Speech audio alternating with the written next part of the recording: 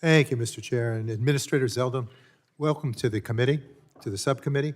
And I have to acknowledge that as a former student, you're a constituent of New York's 20th Congressional District, and so we welcome you back in that capacity. President Trump's fiscal year 2026 budget request for EPA has been called problematic, an unserious proposal, and maybe a bridge too far to be achievable. Now, these were the reactions of Republican appropriators last week, and I expect you will hear even less charitable reviews from Democrats on this subcommittee today.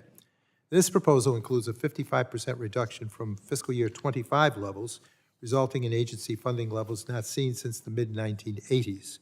If enacted, this would fundamentally dismantle the EPA as we know it and cripple the agency's ability to carry out its core mission of protecting the air we breathe and the water we drink.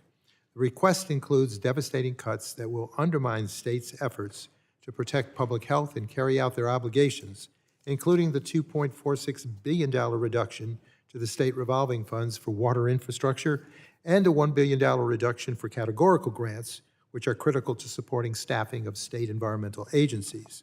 I do believe this is a part of a disturbing trend we are seeing to force more costs onto state governments, as is being done with the proposed cuts to Medicaid in the majority's reconciliation bill.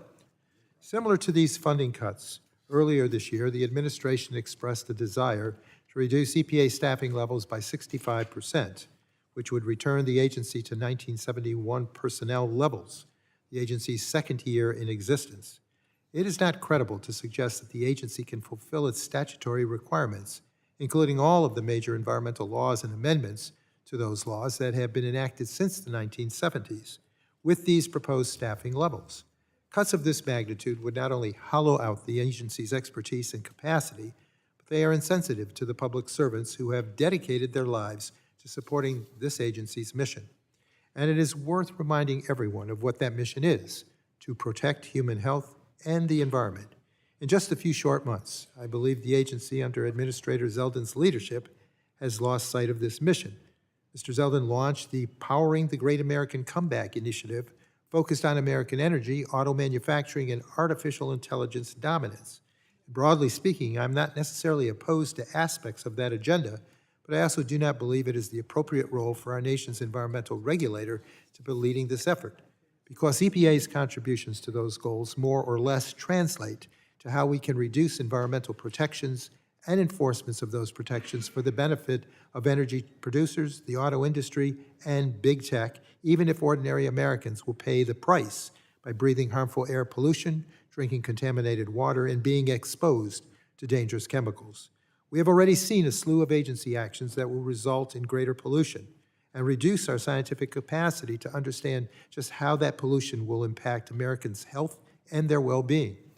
This includes reconsidering rules that protect Americans from pollution, from power plants, from vehicles, and from industrial facilities, and weakening standards to keep PFAS out of our drinking water. Each of these public health protections up for reconsideration went through robust rulemaking processes and economic analyses, which found that every one of these rules delivers greater benefits to the American people in public health and in economic benefit terms than they cost. I am also concerned by EPA's efforts to terminate previously awarded grants without producing any evidence of fraud, waste, or abuse. For each of these awards, the previous administration carried out competitive selection processes based upon requirements enacted by Congress. And with that, Mr. Chair, I yield back.